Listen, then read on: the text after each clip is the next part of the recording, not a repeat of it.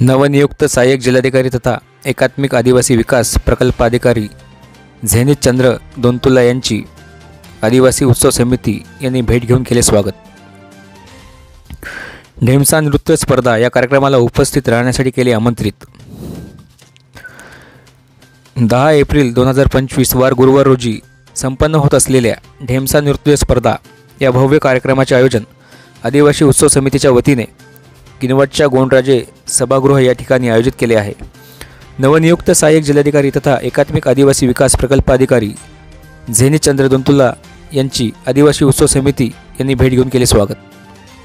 किनवट एकात्मिक आदिवासी विकास प्रकल्प कार्यालय येथे नवनियुक्त प्रकल्प अधिकारी तथा सहाय्यक जिल्हाधिकारी झेनिथ चंद्र दोंतुला यांची नियुक्ती झाली। त्यानिमित्ताने वीर बापूराव पुल्लेश्वर शेडमाके जयंती उत्सव समिती व आदिवासी ढेमसा स्पर्धा समिती यांच्या वतीने पुष्पगुच्छ देऊन स्वागत करण्यात आले।